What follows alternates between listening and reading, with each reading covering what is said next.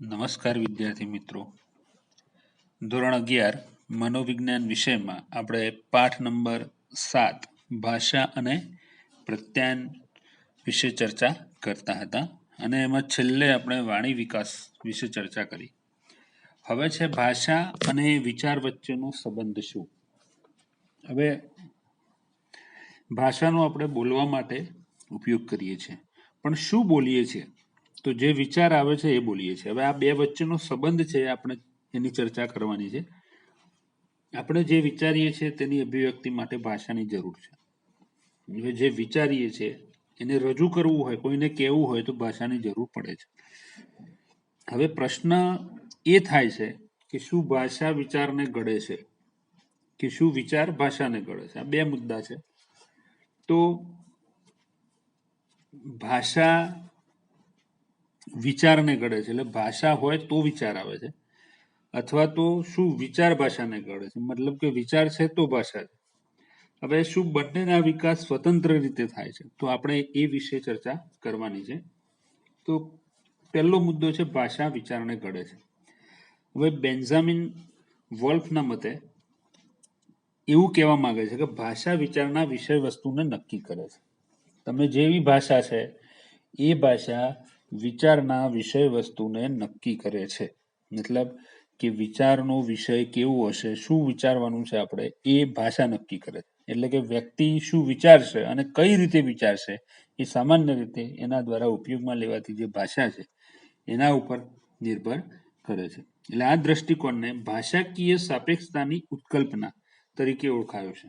એટલે વ્યક્તિ જે ભાષાનો ઉપયોગ કરે છે એ ભાષામાં આવતા જે વર્ગીકરણો છે, વ્યક્તિના વિચારો છે, એ વિચારના વિષયો, વિચારની પદ્ધતિ, એના ઉપર એ અસર કરે છે.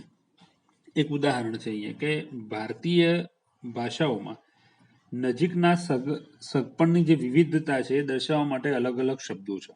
હવે નજીકના વ્યક્તિઓ છે એમને દર્શાવવા માટે અલગ અલગ શબ્દોનો ઉપયોગ થાય છે.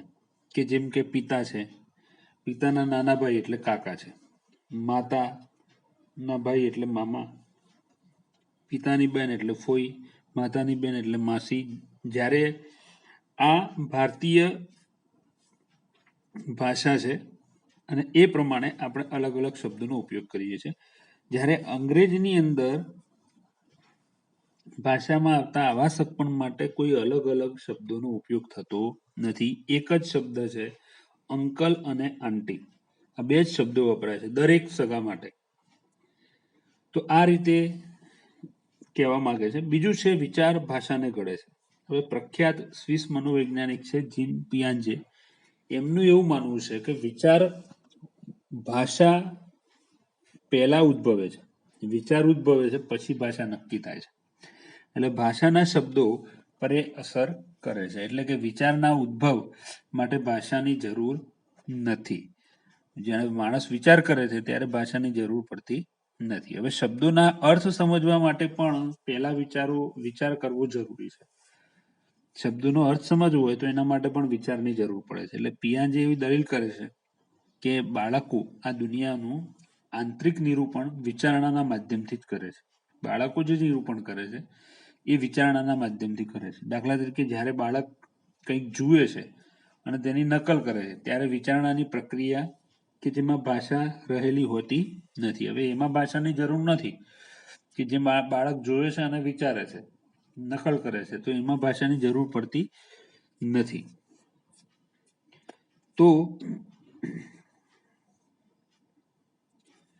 એના માટે બાળક દ્વારા જે બીજાનું વર્તન છે એનું નિરીક્ષણ કરવાનો જે વિચાર છે કે વિચારણાનો ઉપયોગ થાય છે, ભાષાનો નહીં. એટલે એમાં કોઈ શંકા નથી કે વિચારણાના સાધનમાં ભાષા માત્ર એક સાધન છે. એટલે વિચારણાના સાધનમાં ભાષા માત્ર એક સાધન નથી એવું એ કહેવા માંગે છે, પરંતુ વિચારના ઉદ્ભવ માટે જરૂરી નથી. એટલે પિયાજેનું એવું માનવું છે કે ભાષા બાળકોને શીખવી શકાય છે, પરંતુ શબ્દોને સમજવા માટે વિચાર જરૂરી છે. એટલે ભાષા તમે શીખવી શકો છો બાળકને, પરંતુ જો વિચારને સમજવો હોય, શબ્દોને સમજવા હોય તો વિચારણાની જરૂર પડે છે. આમ ભાષાને સમજવા માટે વિચાર એ પાયાનું અને જરૂરી તત્વ કહેવામાં આવે છે. ત્યાર પછીનો ત્રીજો મુદ્દો છે ભાષા અને વિચારના ઉદ્ગમ સ્થાનો, કે ઉદ્ગમો જુદા જુદા હોય છે. હવે રશિયન મનોવૈજ્ઞાનિક છે લેવ વાયગોટસ્કી, એમનું માનવું છે કે બાળકમાં ભાષા અને વિચારનો ઉદ્ભવ વિકાસ સ્વતંત્ર રીતે અને અલગ અલગ થાય છે. એ શું કહે છે કે આ બંને તંત્ર જુદા છે, ભાષા તંત્ર જુદું છે અને વિચારણા તંત્ર જુદું છે, અને બંનેનો ઉદ્ભવ અને વિકાસ સ્વતંત્ર છે, અલગ અલગ છે. અને 2 વર્ષની ઉંમર સુધીમાં બાળક છે એ બંને એકબીજા સાથે ભળી જાય છે. હવે બાળકની અંદર 2 વર્ષ સુધીની ઉંમર થાય ત્યાં સુધીમાં બંને વસ્તુઓ એકબીજાની અંદર ભળે છે, વિચાર અને ભાષા. એટલે 2 વર્ષની ઉંમર પહેલા બાળકમાં વિચાર એ પૂર્વ શાબ્દિક બાબતો હોય છે. એટલે 2 વર્ષ પહેલા બાળક જે વિચારે છે એમાં શાબ્દિક ઉપયોગ કોઈ હોતો નથી. અને વિચારનો અનુભવ અને અભિવ્યક્તિ એ શબ્દો કરતા ક્રિયાઓમાં થાય છે. એટલે શબ્દો છે એના કરતા ક્રિયાઓની અંદર થતા હોય છે શરૂઆતના સમયની અંદર, કારણ કે બાળકને બોલતા આવડતું નથી, પણ જે ક્રિયા કરે છે એ તો વિચારીને કરે. જેમ કે બાળક છે એ પીડાને રડીને અભિવ્યક્ત કરે છે, કે બાળકને પીડા થાય તો એ રડે છે, તો એ પણ એક શું છે, અભિવ્યક્તિ કરે છે. લગભગ 2 વર્ષની ઉંમર સુધીમાં બાળક છે એ પોતાના વિચારોને શાબ્દિક રીતે અભિવ્યક્ત કરતું થઈ જતું હોય છે, શબ્દોમાં રજૂ કરતું થઈ જાય છે બાળક. અને એની વાણી છે એ તાર્કિકતા એને ઝળકે છે. વાયગોટસ્કીનું માનવું હતું કે 2 વર્ષની જે ઉંમર છે એ ઉંમર બાદ ભાષા અને વિચારનો જે વિકાસ છે એ એકબીજાથી સ્વતંત્ર રહેતો નથી, એકબીજા પર આધારિત થઈ જાય છે. હવે 2 વર્ષની ઉંમર બાદ ભાષા અને વિચાર છે એનો વિકાસ એકબીજાથી સ્વતંત્ર નહીં પણ એકબીજા પર આધારિત હોય છે, એટલે બંને ભળી જાય છે એવું એમનું કહેવું છે. ત્યાર પછી છે પ્રત્યાયન. હવે પ્રત્યાયનની જો વાત કરીએ તો પ્રત્યાયન એટલે શું, તો સંકેતો કે સંદેશાઓને મોકલવાની અને ઝીલવાની પ્રક્રિયા એટલે પ્રત્યાયન. સંકેતોને કે સંદેશાઓને મોકલવા અને સામે પક્ષે એને ઝીલવા, આ પ્રક્રિયાને પ્રત્યાયન કહેવાય. પ્રત્યાયન એટલે એક સ્થાનની બીજા સ્થાન સુધી વિચાર કે અર્થનું સંક્રમણ કરવામાં કે સમજવામાં સાધનરૂપ બનતી આ ક્રિયા છે. એટલે અર્થનું સંક્રમણ કરવામાં કે સમજવામાં સાધનરૂપ બનતી ક્રિયા કહેવાય છે. પ્રત્યાયન વડે આપણે કોઈ વ્યક્તિ કે જૂથ સાથે સામાન્યતા જે સ્થાપવા માંગીએ છીએ, કે આપણા વિચારો છે, માહિતી છે, લાગણીઓ છે કે મનોવલણો છે, એ વેચવાનો આપણે પ્રયત્ન કરતા હોઈએ છીએ. હવે પ્રત્યાયનમાં ઓછામાં ઓછો એક પ્રેષક એટલે સંદેશો મોકલનાર વ્યક્તિ એને પ્રેષક કહેવાય, અને એક ગ્રાહક એટલે સંદેશો ઝીલનાર વ્યક્તિને ગ્રાહક કહેવાય. એટલે એક પ્રેષક અને એક ગ્રાહક હોવો જોઈએ. હવે વક્તા અને શ્રોતા, લેખક અને વાચક, પ્રદર્શક અને દર્શક, આ ઓછામાં ઓછા એ સંદેશા પૂરતા માનસિક રીતે જોડાયેલા હોય છે. આ એકબીજા સાથે માનસિક રીતે જોડાયેલા હોય છે. કેટલાક પ્રત્યાયનોની આપણે વાત કરીએ તો માહિતીલક્ષી હોય છે, જ્યારે બીજા કેટલાક હોય છે મનોરંજક હોય છે, કેટલાક ટેકનોલોજીના વિકાસમાં હોય છે. વિકાસ સાથે વાત કરીએ તો ફેસબુક, ફેક્સ છે, ઈમેલ છે, વોઇસમેલ છે, SMS છે, આ બધા પ્રત્યાયનના નવા માર્ગો છે અને એનાથી આપણે પ્રત્યાયન કરી શકીએ છીએ. સારા પ્રત્યાયનનું ધ્યેય છે કે એક પક્ષ કે વ્યક્તિથી વિચાર કે અર્થમાં એ જ રૂપમાં બીજા પક્ષના મનમાં પહોંચાડવાનું છે. એટલે સારું પ્રત્યાયન એને જ કહેવાય કે આપણું જે ધ્યેય છે એ એક પક્ષથી વિચાર કે અર્થ એ જ રૂપમાં બીજા વ્યક્તિ સુધી પહોંચાડવું. ત્યાર પછી પ્રત્યાયનમાં સંદેશોની વાત કરીએ તો સંદેશાનો જે પ્રવાહ છે એ સરળ રીતે વહે છે, અને સરળ રીતે વહે તો એ અસરકારક ગણાય. એમાં અવરોધો આવે તો વ્યક્તિઓ વચ્ચે ગેરસમજને પરિણામે હાનિ થાય છે. એટલે વ્યક્તિઓ વચ્ચે ગેરસમજ ઊભી થતી હોય છે અને એના કારણે હાનિ પહોંચતી હોય છે. પ્રત્યાયનના પ્રતિમાનમાં તેના 7 તબક્કાઓ ગણાવાયા છે. 7 તબક્કા છે પ્રતિમાનની અંદર, જેની આપણે અહીંયા ચર્ચા કરવી છે. તો પ્રત્યાયનના તબક્કાઓમાં સૌથી પહેલું કહે છે વિચારનો ઉદ્ગમ, એટલે વિચાર આવે છે. પછી થાય છે સંકેતાંકન, વિચારો સંકેતોમાં બદલાય છે. પછી સંદેશો તૈયાર થાય છે, એટલે તૈયાર થયેલો સંદેશો એના માટે આપણે માધ્યમનો ઉપયોગ કરીએ છીએ. સંદેશો તૈયાર થયો, માધ્યમનો ઉપયોગ કર્યો. પછી એનું વિસંકેતાંકન થાય છે. એ વિસંકેતાંકન થાય છે જે સંદેશાનો ગ્રાહક હોય છે અને એની પ્રતિપુષ્ટિ મળે છે. એટલે એની સંદેશો ગ્રાહક સુધી પહોંચે છે અને એ પ્રતિપુષ્ટિ એટલે ફીડબેક આપે છે આપણને. હવે સંદેશાની શરૂઆતની વાત કરીએ તો શરૂઆત કે પહેલ કરનાર જે વ્યક્તિ છે એને વિચાર ઉદ્ભવે છે. એટલે વિચાર છે એ અન્યને પહોંચાડવાનો આશય એનામાં ઉભો થાય છે. એટલે જે વિચાર હોય છે એ વિચારને બીજા સુધી પહોંચાડવાનો એને સૌથી પહેલા આશય મળે છે. અહીંયા એક ઉદાહરણ છે કે દાખલા તરીકે વેપારી છે, એને ગ્રાહકને મોંઘો સાબુ વેચવો છે, તો એ શું કરશે? તો એ પોતે અથવા બીજી વ્યક્તિની મદદથી શું કરશે? સંદેશો મોકલે છે. હવે સંદેશો કેવો મોકલશે? તો સંદેશો એવો હશે કે જે સાબુને પ્રોત્સાહિત કરશે લેવા માટે. સાબુ લોકો ખરીદે એ પ્રકારનો સંદેશો હશે. એટલે સાબુ ચામડીનું પોષણ કરશે એવા વિચારોને યોગ્ય સંકેતોમાં એ પ્રકારનો એ શબ્દભાવમાં એને ઢાળશે અને પોતાનો જે આશય છે અને જે કૌશલ્ય છે એ સંદેશાનું સ્વરૂપ ઝીલનાર વ્યક્તિની વિશેષતા અને એ સંજોગો મુજબ મોકલવાની રીતો કે માધ્યમો એ પસંદ કરશે. એટલે એવા માધ્યમોને પસંદ કરશે કે જેથી લોકો વધુમાં વધુ એ સાબુને ખરીદે. દાખલા તરીકે જો મહિલા ગ્રાહક હશે તો શું કહેશે? સાબુ ખાસ તમારા માટે બનાવવામાં આવ્યો છે. હવે આ મહિલા ગ્રાહકને આ રીતે વાત કરે છે. એ જ રીતે જો શ્રોતાઓ ગુજરાતી ભાષી હશે, હવે આ બીજી વાત છે કે શ્રોતા ગુજરાતી ભાષી હોય તો આપણે એવું કહીએ કે કૂતરા ઉપર સસલું આવ્યું, એમ ગુજરાતી ભાષાનો સંકેતનો ઉપયોગ કરશે. પણ હવે જો શ્રોતાઓ હિન્દી ભાષી હશે તો આપણે ગુજરાતી બોલીશું તો એમને સમજણ પડશે નહીં. એટલે કુત્તે પે સસ્સા આયા એમ હિન્દી ભાષાનો સંકેતો વાપરીશું. હવે જો બાકીના જે લોકો હશે એને સંદેશની જાણ ન કરવી હોય તો બે જણા એકબીજાના કાનમાં ઘૂસપૂસ કરશે. હવે આ પણ એક રીત છે. બે વ્યક્તિ છે, એક કરતા વધારે વ્યક્તિઓ છે અને તમારે એક જ વ્યક્તિને વાત જણાવી છે તો આપણે શું કરીશું? એના કાનમાં કંઈક કહીશું. હવે જ્યારે કાનમાં કંઈક કહીશું ત્યારે બીજી વ્યક્તિઓને ખબર પડતી નથી. જો સંદેશો ગ્રામીણોના મોટા ટોળાઓને આપવાનો હોય તો વક્તા ગામડામાં વપરાતી જે બોલી છે એ બોલીમાં મોટા ગાંઠા પાડીને સંદેશાઓ આપશે. જાસૂસો પરદેશમાં થતી જે રાજકીય હિલચાલો હોય છે એ અંગેની માહિતી પોતાના દેશમાં ગુપ્ત રીતે પહોંચાડતા હોય છે. એ માટે ખાસ ગુપ્ત સંકેતોનો ઉપયોગ કરવામાં આવે છે. આ રીત હોય છે. એ ગુપ્ત સંકેતો દ્વારા માહિતીને પહોંચાડવામાં આવે છે. હવે સંકેતોમાં જે ઢાળેલો સંદેશો છે કે મૌખિક ઉચ્ચારણ છે, એ મૌખિક ઉચ્ચારણ ના માધ્યમ વડે લેખિત જે માધ્યમ છે એ સ્વરૂપે કે અન્ય રીતે મોકલવામાં આવતો હોય છે. એટલે સંદેશાના વાહનની વાત કરીએ તો વહન માટે માધ્યમને પ્રણાલી પણ કહેવામાં આવે છે. પ્રણાલી એટલે ચેનલ તરીકે ઓળખીએ છીએ આપણે. સંદેશાનું વહન થાય છે અને પ્રણાલીની જે પસંદગી છે એ સંદેશો મોકલનાર નક્કી કરે છે, એટલે પ્રેષક નક્કી કરે છે.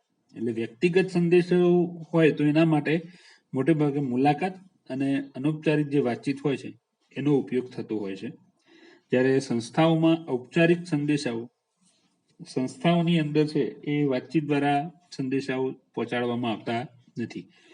એના માટે પત્ર હોય છે, પરિપત્ર હોય છે, નોટિસ બોર્ડની સૂચનાઓ હોય છે, છાપેલી માહિતી હોય છે, સૂચના પત્ર હોય છે. આ બધા માધ્યમોનો ઉપયોગ થાય છે. મોટી જનસંખ્યાને જો સંદેશો પહોંચાડવાનો હોય તો એ માધ્યમ તરીકે ભીત ઉપરના લખાણો છે, પોસ્ટરો છે, વર્તમાન પત્રો છે, જાહેરાતો છે, પ્રેસ નોટો છે, આ બધાનો ઉપયોગ થાય છે. એટલે અર્થપૂર્ણ સંદેશો ગ્રાહક સુધી પહોંચે તો એ પહેલા આપણે ગ્રાહક સુધી પહોંચે એ માટે જે વપરાતા પ્રતીકો છે, સાધનો છે, વિસંકેતો છે એ કેવા છે એ આપણે જોવું જોઈએ. અને એ વિસંકેતાંકન સામેવાળા ગ્રાહકને કે સંદેશો ઝીલનાર છે એને થવું જોઈએ, જેથી એનો અર્થ એને સમજાય. દાખલા તરીકે આ ટૂથપેસ્ટની અંદર ફ્લોરાઇડ છે એવી જાહેરાત તમે કરો છો તો વાંચ્યા પછી ફ્લોરાઇડ શું છે એનો અર્થ, એનું મહત્વ, એનો અર્થ એને ખબર હોવો જોઈએ કે ફ્લોરાઇડ છે તો શું છે, ફ્લોરાઇડ સારું છે ખોટું છે, તો એવી એને ખબર હોવી જોઈએ. તો એ માટે અર્થ મહત્તમ સંતોષકારક રીતે સમજાય એ જરૂરી છે. એટલે આપણે ફ્લોરાઇડ એ સંકેતનું રહસ્ય ખુલે નહીં ત્યાં સુધી માણસને ખબર પડશે નહીં કે ફ્લોરાઇડ શું છે, માણસ છે, પ્રાણી છે કે જળ પદાર્થ છે, એ સમજી શકશે નહીં. એટલે ફ્લોરાઇડનો અર્થ કે તેની અસર ન સમજાય તો મારે ટૂથપેસ્ટ છે શા માટે ન લેવી એવું એને ખબર પડશે નહીં. એટલે એવો પ્રશ્ન જ્યારે ઊભો થાય ત્યારે ગ્રાહકનું ધ્યાન તેનું જે સામાન્ય જ્ઞાન છે એ અહીંયા બૌદ્ધિક કૌશલ્યો અને અનુકૂળ મનોવલણો છે તેને અર્થ સમજવામાં એ ઉપયોગી બનાવે છે. એટલે મોટાભાગે જે સંદેશો હોય છે એ સંદેશો મળ્યા પછી કે તે સમજ્યા પછી તેને ઝીલનાર જે વ્યક્તિ છે એ વિશિષ્ટ વર્તન કે પ્રતિભા આપે છે. એટલે તેને પ્રતિપુષ્ટિ આપણે કહીએ છીએ. દાખલા તરીકે પ્રેષક છે તો પ્રેષક તરફ ધ્યાન આપે, ડોકું ધુણાવે, તાલીઓ પાડે, અગત્યના સંદેશાઓ વખતે ગંભીર બને અને રમૂજ સાંભળીને હસવા માંડે. તો શાયરીનો શ્રોતા છે આટલી ક્રિયા થાય તો આપણે એવું સમજી શકીએ કે ગ્રાહક છે એ વાતને સમજ્યો છે, મતલબ સંદેશો ઝીલનાર વ્યક્તિ છે એ વાતને સમજે છે એવું આપણે કહી શકીએ. હવે શાયરીના શ્રોતાઓ હોય, શાયરી સાંભળવા ગયા હોય તો જીઓ જીઓ બોલી ઉઠે. ગુજરાતી નાટકના પ્રેક્ષકો કોઈ સંવાદ હોય, ગીત હોય તો એને વંશમોર આપે, તો એ પ્રતિપુષ્ટિ કહેવાય, એ પ્રોત્સાહન આપે છે. તો આવી રીતે સંદેશો મોકલનાર અને સંદેશો આપવામાં કેટલો સફળ થાય છે એ આવી રીતે મળતું જે પ્રોત્સાહન છે એના ઉપરથી ખ્યાલ આવે છે. ત્યાર પછી છે પ્રત્યાયન ક્રિયાના લક્ષણો શું છે. તો પ્રત્યાયનની જે ક્રિયા છે એ ક્રિયાના લક્ષણોની અહીંયા વાત છે. તો પ્રત્યાયનના મુખ્ય 4 લક્ષણો છે. એક છે ગતિશીલતા, જટિલતા, તંત્રનું સ્વરૂપ અને ચોથું છે કારણ કાર્ય સ્વરૂપ. એમાં પહેલું છે ગતિશીલતા. હવે પ્રત્યાયનની ગતિશીલતાની વાત કરીએ તો પ્રવાહી હોય છે, ગતિશીલતા એ પ્રવાહી હોય છે, એટલે કે સંદેશાઓ કે તેના અર્થો છે એ સતત બદલાતા રહે છે. સંદેશાઓ અને અર્થ છે એ શું થાય છે, સતત બદલાતા હોય છે. સમાચારમાં પ્રચારની ઝુંબેશ હોય કે એમાં જાહેર ખબરોમાં કોઈ નવું નવું આવતું જ રહે છે, એટલે સંદેશા એ જ હોય છે પણ નવા શ્રોતાને જુદી રીતે લાગુ પડે છે. એટલે સંદેશો એનો એ જ હોય પણ શ્રોતા નવો હોય છે એટલે એને જુદી રીતે લાગુ પડે છે. હવે એક વસ્તુ આપણે સામાન્ય રીતે એવી સમજી શકીએ કે કોઈ એડવર્ટાઇઝ છે, એક વસ્તુ ટૂથપેસ્ટ વેચે છે, તો એ ટૂથપેસ્ટની એડવર્ટાઇઝ છે એ 6 મહિના પછી બદલાઈ જાય છે. તો 6 મહિના બદલાઈ જાય તો પછી એમાં ટૂથપેસ્ટ બદલાઈ જાય છે? ના, વસ્તુ એની એ છે પણ એ જૂની થાય છે. એના કારણે શું કરે છે, નવી એડવર્ટાઇઝ આવે છે. વસ્તુ તો એની જ વેચે છે કંપની, એ બદલાતું નથી. હવે અહીંયા એક બીજું એક ઉદાહરણ છે કે બાળકને તમે દોડાદોડ ન કરો એમ કહીએ ત્યારે ઈજા અકસ્માતથી બચવાનો અર્થ હોય છે. હવે બાળક દોડાદોડ કરતું હોય તો આપણે એને જ્યારે આવી વાત કરતા હોઈએ કે ભાઈ દોડાદોડ ન કર, તો એક શાના માટે, ઈજા કે અકસ્માતથી બચવાનો વાત છે. પણ જો પ્રૌઢ કે વૃદ્ધ વ્યક્તિ હોય અને એના માટે આપણે એવો શબ્દ વાપરીએ કે તમે દોડાદોડ ન કરો, ત્યારે આપણે શું સમજવાનું કે બાળકની માફક દોડાદોડ કરે છે, ઈજા અકસ્માત માટે કહીએ છીએ? ના, ત્યારે એમને આપણે તણાવ કે ચિંતાથી બચવાનું સૂચન કરીએ છીએ. એટલે દોડાદોડ શબ્દ એક જ છે પણ બે વ્યક્તિ માટે એનો અર્થ છે શું થાય છે, બદલાઈ જાય છે. ત્યાર પછી બીજું છે જટિલતા. પ્રત્યાયન જટિલ પ્રક્રિયા છે કેમ કે એના ઉપર સંદેશો મોકલનાર અને મોકલવાની રીત, સંદેશાનો વિષય, વાતાવરણ અને સંદેશો ઝીલનારના લક્ષણોની ભેગી અસર પડે છે અને ભેગી અસર થાય છે. આ પાંચેય ઘટકો છે એ અનુકૂળ હોય ત્યારે પ્રત્યાયન સફળ થાય છે. એટલે આ 5 ઘટકો અનુકૂળ થાય ત્યારે એ પ્રત્યાયન છે એ સફળ થાય છે એવું આપણે કહી શકીએ છીએ. એટલે સંદેશો મોકલનાર, મોકલવાની રીત, સંદેશાનો વિષય, વાતાવરણ અને સંદેશો ઝીલનારના લક્ષણો, આટલી વસ્તુઓ જો શક્ય બને તો સફળ પ્રત્યાયન થાય છે. ત્યાર પછી છે તંત્રનું સ્વરૂપ. પ્રત્યાયન એ તંત્રલક્ષી છે, એટલે પ્રત્યાયન ઉપર વિવિધ પરિબળો છે, એ પરિબળોની અસર છૂટી છૂટી રહેતી નથી. હવે એના પર પરિબળોની જે અસર છે એ છૂટી છૂટી હોતી નથી, પણ એની અસર અસરોની આંતરક્રિયા થતી રહે છે. એ અસર છે એની આંતરક્રિયા થાય છે. ત્યાર પછી છે કારણ કાર્ય સ્વરૂપ. પ્રત્યાયન કારણ રૂપ તેમજ પરિણામ રૂપ હોય છે. દાખલા તરીકે વાત કરીએ તો યુવાન છે તે પોતાના પિતાને કહે છે કે મારે નોકરીએ નથી જવું. આ સંદેશાનું કારણ છે. હવે નોકરી નથી જવું તો એ શું છે? કારણ છે. હવે ઉપરીએ બધાની હાજરીમાં મારું અપમાન કર્યું, એ વાત જાણતા યુવાનના પિતા પર તેની અસર થાય છે. તેથી પિતા યુવાનને સમજાવે છે. હવે મારે નોકરીએ નથી જવું, એ નથી જવું એનું કારણ છે કે ઉપરી અધિકારીએ બધાની હાજરીમાં ખખડાવ્યો. હવે પિતા છે એ યુવાનને શું કરશે? સમજાવશે કે શરૂઆતમાં તો બધાના ઠપકા સાંભળવા પડે છે, એમાંથી જ આપણને કંઈક શીખવા મળે, અને આમ પ્રત્યાયનના કારણ અસરનું ચક્ર છે એ ચાલતું રહે છે. તો આવી રીતે આપણે એની ચર્ચા છે એ કરી શકીએ છીએ. તો વિદ્યાર્થી મિત્રો, આજે આપણે ભાષા અને પ્રત્યાયનમાં ભાષા અને વિચાર વચ્ચેનો સંબંધ, પ્રત્યાયન અને પ્રત્યાયનના લક્ષણોની ચર્ચા કરી. હવે પછી પ્રત્યાયનના પ્રકારોની આપણે ચર્ચા કરીશું. તો નમસ્કાર વિદ્યાર્થી મિત્રો.